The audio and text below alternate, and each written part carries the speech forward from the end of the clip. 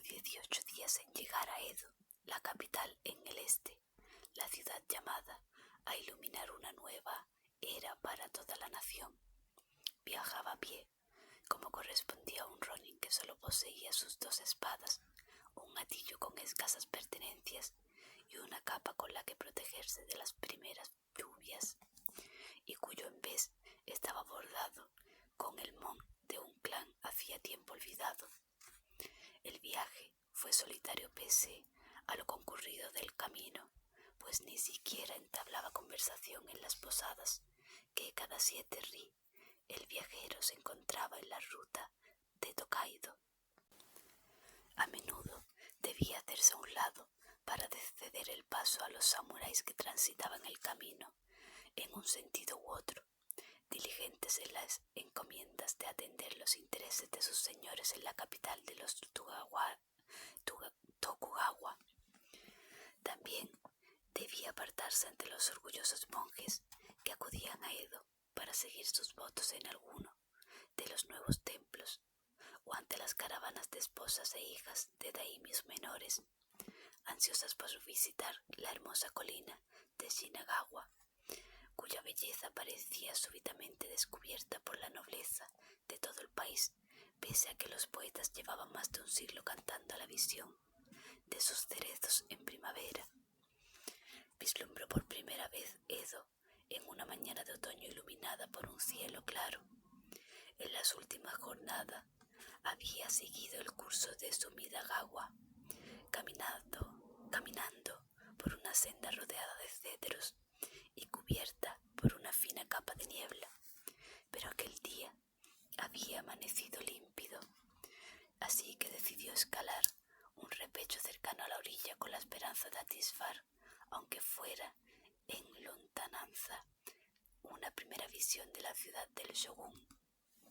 Desde su improvisada atalaya pudo ver en la orilla opuesta el torii que marcaba la entrada al santuario Suijin, levantado en honor a la divinidad del río, así como el monte Tsukuban en la distancia, sus contornos difusos por la fría luz del alba, pero fue siguiendo con la vista el curso del río, cubierto por gabarras y pequeños barcos de vela, cuando descubrió Edo.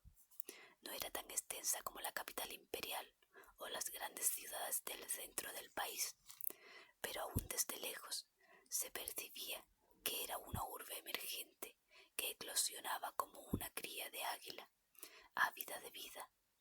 Pudo distinguir las pagodas de los templos, su manera roja reflejada, los primeros rayos de sol, los canales que desmembraban los barrios de la ciudad, y la pequeña isla que Tsukudajima abrazaba por la bahía de Edo y cubierta siempre por una nube de gaviotas, habitada solo por pescadores traídos desde Tsukudamura para proveer el pescado a la corte del shogun. Alentado por la proximidad de su destino, descendió el repecho y retomó la senda. Pronto aparecieron las primeras casas de té y sus largas terrazas asomadas al río, con sus cerezos y almendros proyectando exiguas sombras sobre el agua. A pesar de que el otoño restaba esplendor al paisaje, podía imaginar cuán magnífico espectáculo debía brindar aquellos jardines durante la primavera. Su fragancia dulce, su música temperada por tímidas risas, un rocío de pinceladas rosas flotando en la brisa hasta derramarse sobre la corriente. Le costaba apartar la vista de aquellas terrazas, de las dulces muchachas que contemplaban con inocencia a los paseantes, a la espera de que alguno decidiera pasar a tomar un té y descubrir sus secretos, pero Seizo sabía que las delicias de aquel mundo le eran tan ajenas como la paz o el consuelo. Siguió caminando y descubrió que Edo comenzaba mucho antes de atravesar sus puertas, pues a las casas de té siguieron los talleres de los tintoreros, que humedecían sus telas en el río y los hornos de leña empleados por los alfareros y los herreros.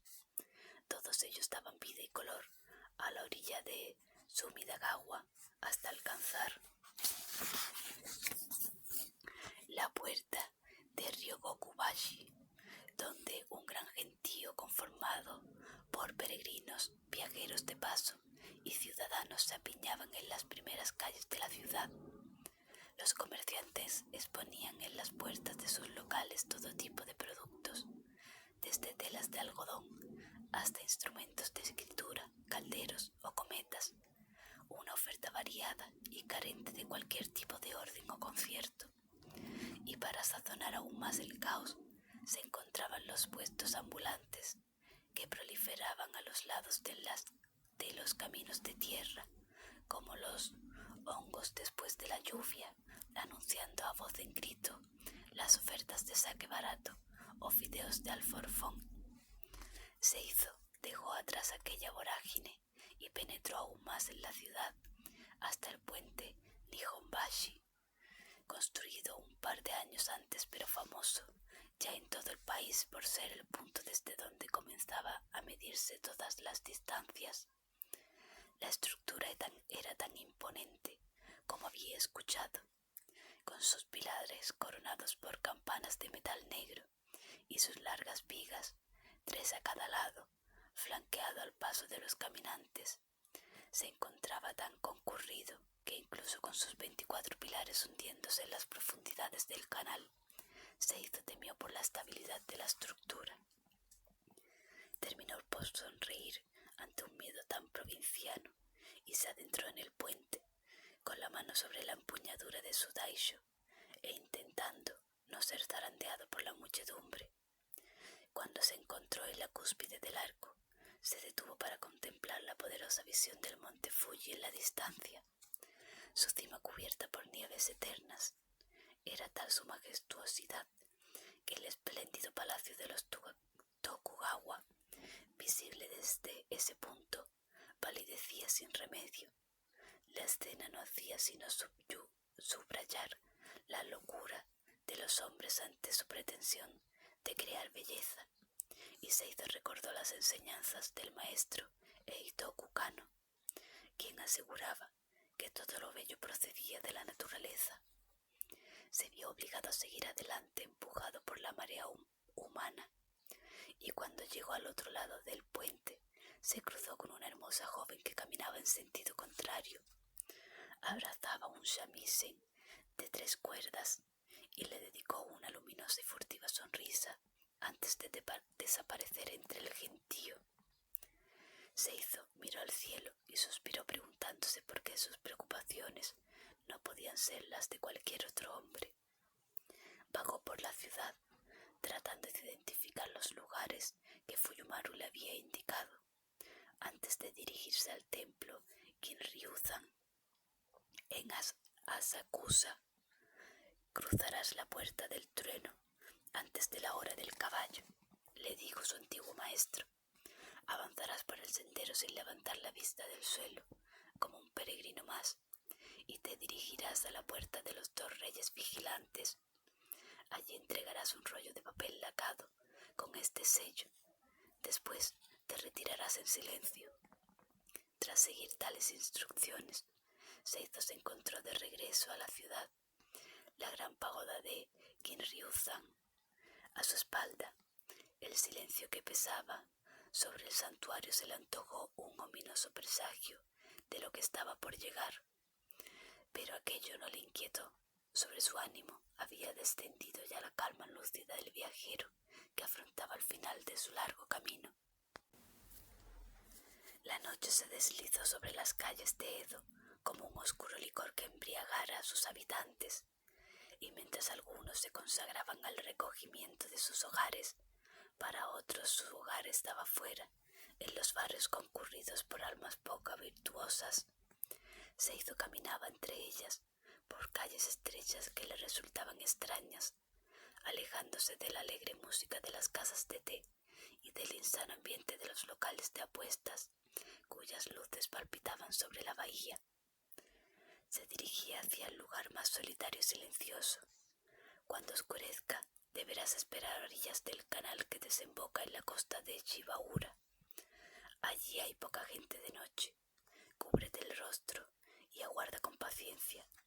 Tarde o temprano, él acudirá a tu encuentro. Al llegar a la desembocadura del canal, se preguntó si no estaría siguiendo los pasos dictados por alguien enloquecido por el veneno. Pero ya era tarde para plantearse tales dudas, así que se cubrió con la máscara del diablo. Se refugió en su gruesa capa y esperó.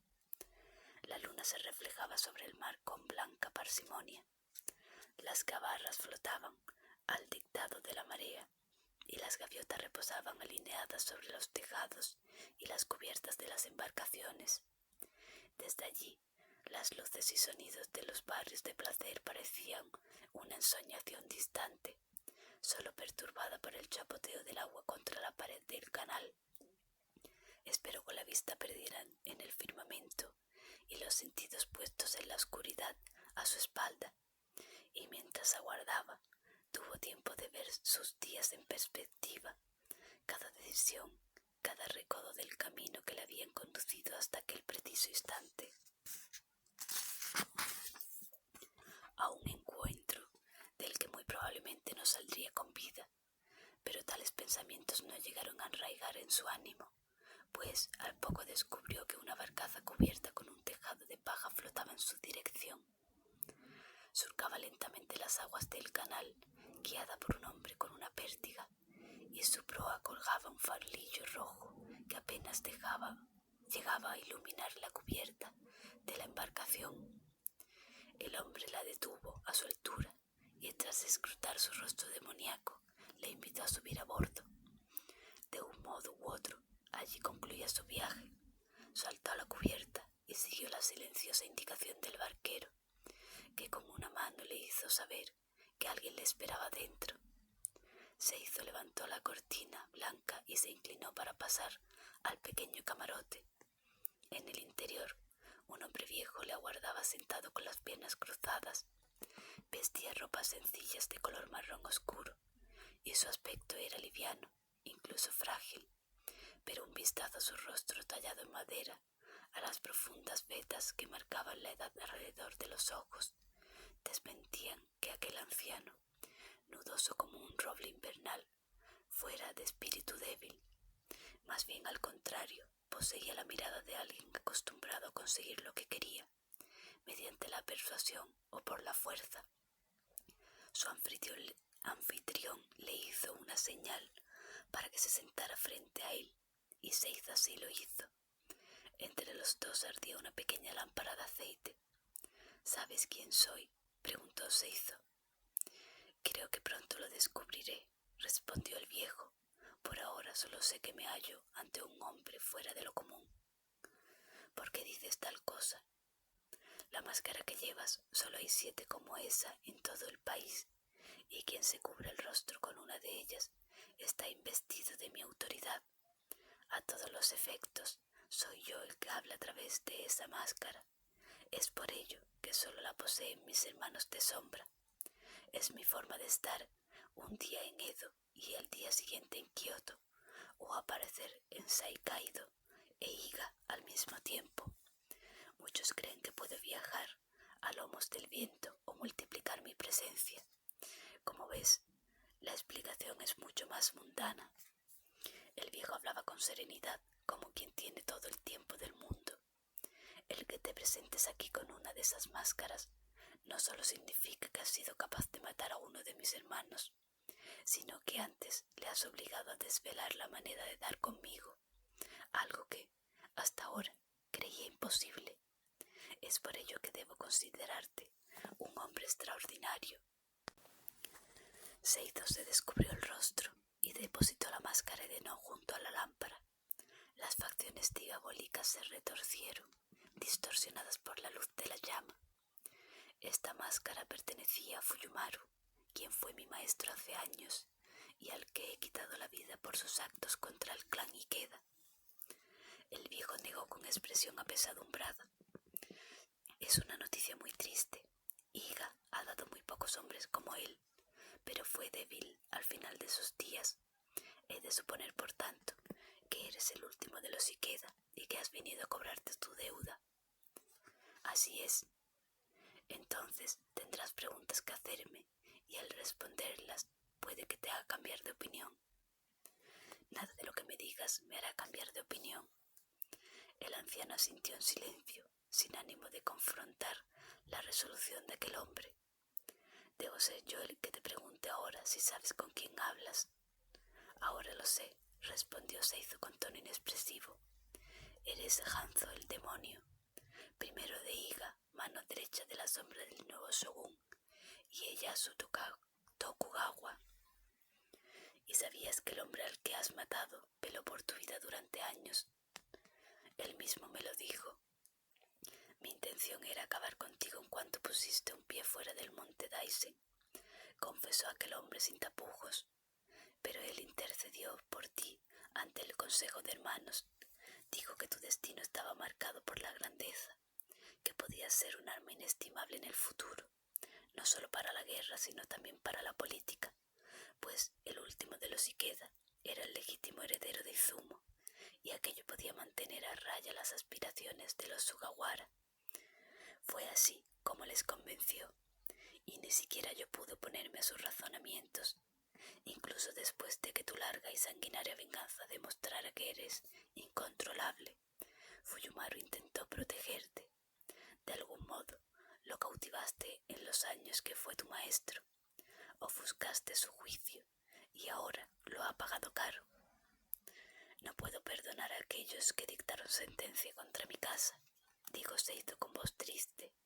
Nadie, excepto los dioses, puede borrar el legado de todo un clan y no pagar por ello. El tejedor lo observó largamente, como si quisiera escrutar lo más profundo de su alma. Es cierto lo que decía Fuyumaru, no es el odio lo que te alimenta, tampoco es el ciego sentido del deber que maldice tu casta, al menos no solo eso. Es, sobre todo, tu convicción de que el camino que has recorrido expiará tus culpas. Deber y redención, dos fuegos terribles capaces de consumir el alma de un hombre. Me pregunto cuántas atrocidades se han cometido por tan reducida visión del mundo. ¿Qué mayor atrocidad que vuestras conspiraciones? El viejo sonrió como si hablara con un niño, que en vano intentara comprender las motivaciones y sentimientos de los adultos. Este país es como el guerrero que al llegar la primavera se sienta a descansar bajo los cerezos en flor. Por un momento, arrojado por la belleza, cree hallarse hastiado de luchar, saciada su hambre de guerra, pero pronto descubrirá que no sabe hacer otra cosa más que batallar.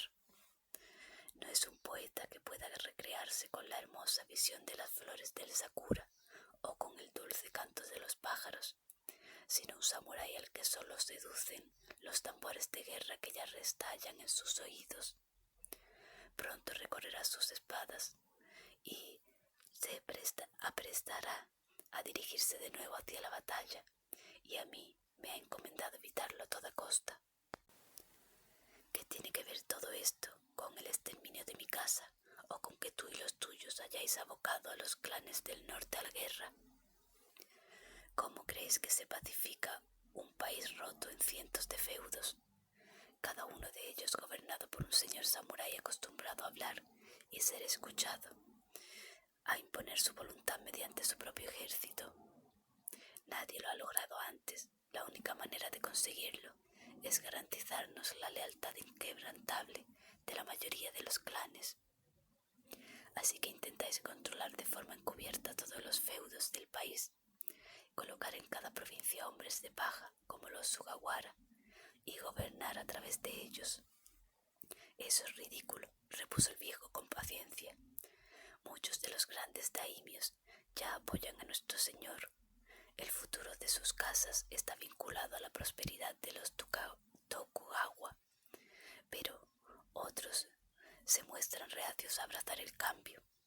Cuando un daimyo se opone abiertamente al nuevo gobierno, el shogun puede aplastarlos bajo el puño de hierro de sus ejércitos, pero cuando un clan poderoso acepta la paz a regañadientes, cuando se dice leal pero conspira en las sombras, sabemos que es el germen de una enfermedad que puede desestabilizar lo que hemos conseguido. Es entonces cuando debemos actuar con discreción para arrancar ese mal de raíz y colocar en su lugar una pieza más fácil de controlar. Solo así se puede garantizar una paz duradera como la que nunca antes ha conocido la nación. Mejor, di que solo así se puede garantizar que los Tokugawa se perpetúen en el poder, le contradijo Seizo. Un reinado sustentado por maniobras en las sombras. No eres capaz de ver más allá, se lamentó el anciano. ¿Qué más dan los Tokugawa o cualquier otro? ¿Crees que eso le importa al pueblo? La gente solo quiere paz. Ellos sí están verdaderamente hastiados de la guerra, pues solo los que más sufren sus consecuencias, y Ieyasu Tokugawa, es el único que está en posición de imponerse sobre los demás, de establecer un orden duradero. Con el tiempo, cuando una mayoría de clanes se muestren firmes en su apoyo a la paz del shogun, nada de esto será necesario.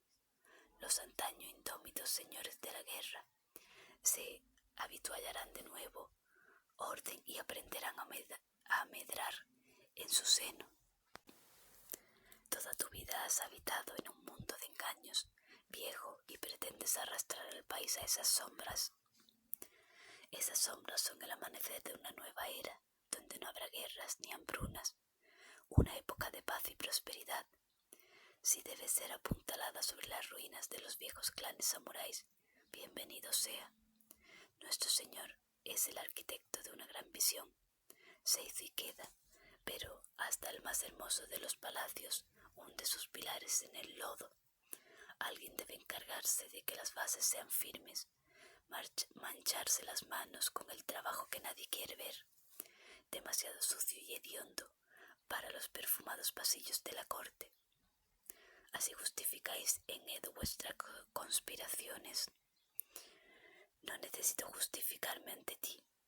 El fuego despertó en los ojos del viejo. Dime cuál es la alternativa a mis horribles actos. Permitir que vuestras viejas tradiciones continúen ahogando este país en sangre y cenizas. El nuevo orden es inevitable. El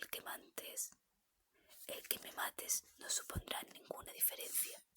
Nadie puede detener el cambio que ya ha comenzado. Seizo tomó la funda de su katana con la mano izquierda. Yo no deseo evitar el cambio del que me hablas, dijo el samurái, ni está en mi ánimo dilucidar quién debe gobernar el país ni por cuánto tiempo. Simplemente he venido a cerrar un círculo que comenzó a trazarse hace 30 años, cuando alguien decidió que el clan Ikeda podía ser arrancado como una mala hierba. Tarde o temprano, todos terminamos por enfrentarnos a las consecuencias de nuestros actos. Si pese a todo crees que los tuyos merecieron la pena, espero que encuentres consuelo en este pensamiento al despedirte de este mundo. Que así sea, Seizo Ikeda, y que 100 demonios te arrastren al infierno que llevas tantos años persiguiendo. El acero de Kenzaburo Arima encontró el cuello de aquel hombre y le abrió un corte limpio y profundo por el que la vida se le escapó a borbotones. El cuerpo se desplomó liviano y sin hacer ruido, como una hoja otoñal que se desprende de la rama, incapaz de aferrarse ya a este mundo. La barcaza se detuvo junto al puente Bikunihashi, en el corazón de la ciudad. Seizo descendió en silencio, se ajustó la capa en torno al cuerpo y bajó el ala de su sombrero. La noche era fría en Edo. Invitaba a buscar refugio, pero a él le apetecía caminar entre las oscuras callejas. Por primera vez en su vida sentía que era verdaderamente libre de decidir sus pasos. Epílogo. Enmendar nuestros errores. Kenzaburo meditaba en el dojo con los ojos cerrados. El suelo de madera estaba duro y frío, y ni siquiera el brasero que ardía en un rincón era capaz de calentar el gélido ambiente de aquella sala el samurái no tenía sus espadas, y aunque las hubiera conservado, dudaba que le restaran fuerzas para empuñarlas, así que se había afeitado la cabeza y se había consagrado a una vida ascética. Permanecía la mayor parte del tiempo en aquel lugar, sumido en recuerdos tan lejanos que se confundían con lo que no fue, pero debería haber sido. A su alrededor, la estancia aún reverberaba con sonidos de otra vida. Los bokken permanecían anclados a la pared, pero él los escuchaba restallar con rítmica cadencia. Olía el sudor impregnado en la madera, pese a que hacía años que allí nadie entrenaba. Creía percibir el crujido de los tablones bajo los pasos rápidos, aunque en el dojo ya solo había frío y silenciosa meditación. De algún modo, el tiempo había olvidado aquel lugar, dejándolo solo con sus fantasmas del pasado. «Maestro», dijo una voz de uno de sus fantasmas, y Kenzaburo abrió los ojos. Aún había fuego en ellos pese a los años que habían ajado su rostro y sus manos. Contra la luz blanca de la montaña se recortaba la figura de un extraño. Vestía hakama y ceñía la daisho, aunque su cabello no estaba anudado con el moño samurái.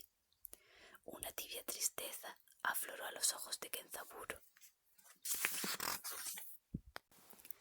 «¿Ha llegado el momento en que mi cabeza comienza a traicionarme?», preguntó el anciano con voz ronca. «¿O verdaderamente eres tú?». «Soy yo, maestro. He vuelto al único hogar que he conocido en todos estos años». Kenzaburo respiró profundo, pausadamente, y exhaló con larga melancolía. «Te he llorado tanto, Seizo», confesó al fin. «Tuve noticias de que habías caído en el monte Hyono, y desde entonces he llorado en silencio, de orgullo por las mañanas y de tristeza por las noches». Seizo se arrodilló frente a él y se inclinó hasta tocar el suelo. Intentó hablar, pero tenía la voz rota por la emoción del reencuentro y por la tristeza que le producía contemplar cómo su maestro había envejecido en soledad. «Lo siento, Kenzaburo-sensei. Os he abandonado. Cuando caí en Hyono, con la sangre de los Sugawara aún caliente en mis manos, quise dar mi obligación por satisfecha y desaparecer de este mundo. Abandoné el camino que debía recorrer pese a que me advirtió de ello. Permití que los auténticos asesinos de mi padre continuaran bajo este cielo». Kenzaburo le puso una mano en el hombro, no fuerte como la que él recordaba, pero aún firme. Le obligó a incorporarse. «Eso ya da igual. Hiciste mucho más de lo que cualquier otro habría hecho, y ahora estás aquí. Vuelves a mí antes de que la muerte me alcance». «Le he encontrado, maestro, y he acabado con él, hasta el último responsable de la desaparición de mi casa ha pagado por ello». Seizo depositó las dos espadas sobre el suelo de madera, frente a su auténtico dueño, y éste las contempló en silencio. Por fin, muchos años después de que se separara de ellas, Kenzaburo tomó la sencilla vaina sin lacar y tiró de la empuñadura hasta que 3 dedos de acero blanco llamearon ante sus ojos. El cerezo en flor que había hecho grabar en la hoja continuaba intacto.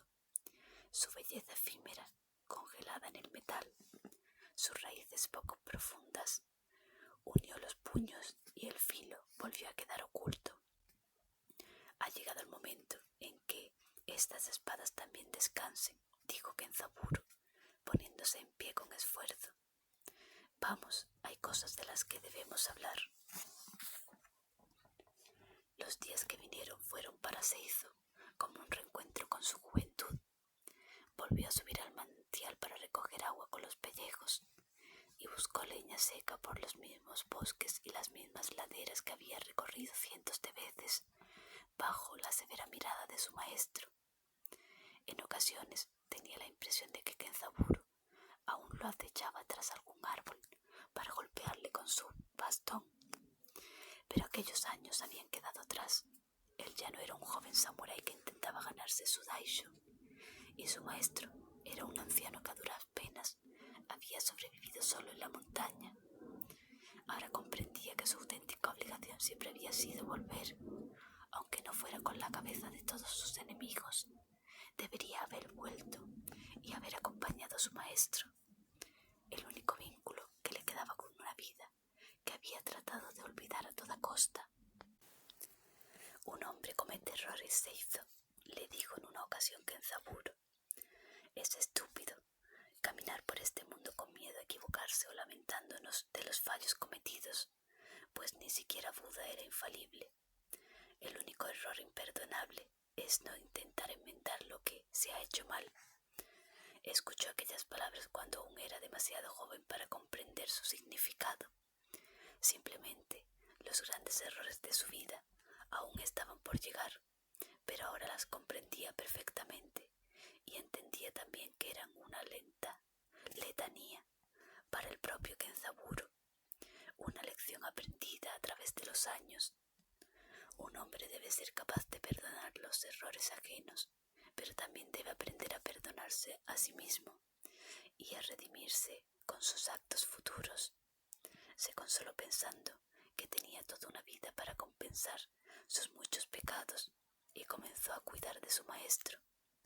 Kenzaburo había impuesto a su vida cotidiana una estricta disciplina que le había permitido mantener su refugio y sobrevivir durante años en aquel inhóspito lugar. Pero era un anciano cansado.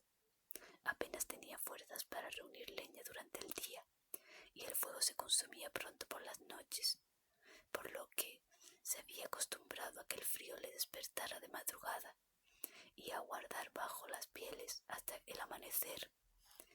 Del mismo modo, no tenía madera suficiente para alimentar la caldera del baño, así que se lavaba cada día en las gélidas aguas remansas del arroyo. Seizo se preguntó cómo se las había arreglado para beber y lavarse durante el invierno, cuando el agua corría bajo una espesa capa de hielo de 5 dedos. También le entristeció comprobar que su maestro se alimentaba a duras penas de un huerto que él mismo cultivaba y de aquello que podía cambiar con los leñadores y cazadores que merodeaban por la montaña, pues hacía tiempo que no se veía capaz de pescar o cazar en los bosques. Pese a todas las dificultades, había mantenido su casa limpia, vestía ropas decentes, aunque remendadas, y, sobre todo, conservaba su dignidad intacta y la frente alta. Continuaba siendo un hombre orgulloso, que no debía nada a nadie y que afrontaba la hora de su muerte con la certeza de que nada le quedaba por hacer en este mundo. No deseo vivir otro invierno más, Seizo, le dijo una noche mientras cenaba junto al hogar. Este tiempo contigo ha sido una última bendición, un regalo que la vida me ha concedido por no abandonarme a la muerte. Pero no deseo parecer otro crudo invierno. No hay motivo para ello. Esa misma noche, mientras trataba de quedarse dormido, Seizo lloró en silencio al amparo de la oscuridad. Semanas después cayeron las primeras nieves sobre el valle y Kenzaburo enfermó de frío. Seizo trató por todos los medios de derrotar a la enfermedad. Usó tisanas e infusiones, preparó ungüentos con hierbas de la montaña que aplicaba a su maestro en la nuca y sobre el pecho, pero Kenzaburo se reía de sus esfuerzos. No tiene sentido preocuparse por un viejo que ya lo ha hecho todo en la vida, Seizo. Tráeme mis espadas, quiero morir con ellas en la mano. Aquella noche Seizo no durmió, sino que veló el sueño de su maestro por miedo a que abandonara este mundo en soledad. Cuando llegó la mañana, Kenzaburo buscó su mano y le miró a los ojos. La piel le ardía de fiebre. Sabes que a veces, incluso desde aquí, veo el mar. Algunas noches el invierno arrastra el olor del salitre y puedo escuchar cómo las olas rompen en las escolleras, incluso desde aquí. Descanse, maestro. Sí, debemos descansar. Mañana saldremos de caza. Aquí llama. y te demostraré de nuevo que no eres rival para mi arco. Kenzaburo rió sin fuerzas. Vendrá aquí, Ella nos esperará, dijo Seizo, y cantará para nosotros mientras preparamos la caza para el almuerzo. El viejo samurái volvió a sonreír, pero luego su rostro se ensombreció súbitamente triste. Perdóname, Akiyama, fui indigno de ti. Traicioné tu confianza. Fuiste el más leal de los generales, el mejor de los amigos, y cuando no estuve, un padre para mi hijo. Ahora descansa, mañana iremos de caza. Jamás un samurái prestó mejor servicio a su señor. Kenzaburo asintió y cerró los ojos para no volver a abrirlos. El último de los Ikedas enterró a su maestro en la cima de la colina, no muy lejos del cerezo de su propio, que el propio Kenzaburo había plantado como testimonio de un sentimiento que le estaba vedado. Sobre la tumba Seizo cruzó las dos espadas del general y clavó una tablilla funeraria en la que rezaba: bajo este cerezo descansa Kenzaburo Arima, protector del clan Ikeda. El invierno llegó pronto a la montaña y cada día debía retirar con una pala la nieve que se depositaba sobre la tumba de su maestro. Fue un invierno largo y crudo, como hacía mucho tiempo que no se vivía en la región, pero Ekei lo sobrellevó con abnegación. No tardó en decidir que se asentaría en aquel lugar y abriría allí una consulta médica. Se rió de su propia ocurrencia, una consulta perdida en la escarpada montaña, pero comenzó a visitar las aldeas y los pueblos de los alrededores, incluso cuando la nieve era tan espesa y los caminos tan peligrosos que solo un padre desesperado por un hijo enfermo acudía hasta allí para buscarle. Y nunca negó sus servicios. Atendió a todos con diligencia, a los que podían pagarle y a los que solo estaban en disposición de compartir con él su arroz y su casa hasta que amainara la tormenta. Fue en esos días cuando supo que la guerra entre los clanes del norte no se había consumado. Según se decía, Torakusu Yamada había alzado su mano y su voz ante la protesta de los generales y había retirado a sus ejércitos, cuando la victoria podría haber sido suya sin esfuerzo. Al escucharlo, Seizo sonrió y musitó un silencioso agradecimiento a Asaemon, al cínico e incorregible samurái. Lo echaba de menos, los extrañaba a todos, en especial a ella. El invierno pasó, como siempre pasa, y llegó la primavera como siempre llega, con sus días más largos, sus tardes cálidas y el alegre murmullo de los arroyos que volvía a saltar montaña abajo. El cerezo de Kenzaburo floreció más tardío que en otros lugares, pues allí el frío del invierno se demoraba en demasía, pero a cambio, mientras que en las ciudades costeras los árboles ya habían desnudado sus ramas, aquel rivalizaba con belleza con el de Shizuka Gozen. Un hermoso regalo para una sola persona, se dijo, mientras se sentaba junto al cerezo para contemplar, como hacía cada jornada, el atardecer en la montaña. Se sirvió una taza de té fresco y al probarlo frunció los labios y cerró los ojos. Depositó la taza sobre la hierba y se dispuso a dejarse llevar por la puesta de sol.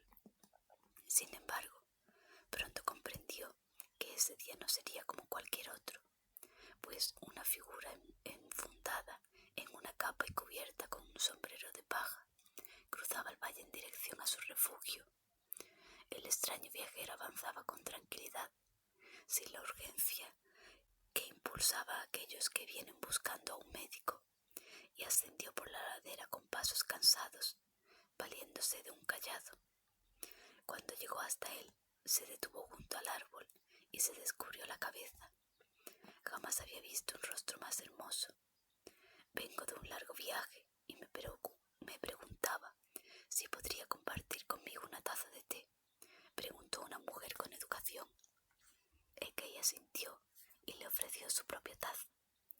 Ella la tomó de sus manos y bebió con deleite 2 o 3 veces antes de devolvérsela. Gracias, pero lo encuentro dulce. Lo sé, pero de tanto en tanto me gusta prepararlo así. Me trae viejos recuerdos. Ella sonrió y señaló el suelo junto a él. Podría sentarme a contemplar la puesta de sol.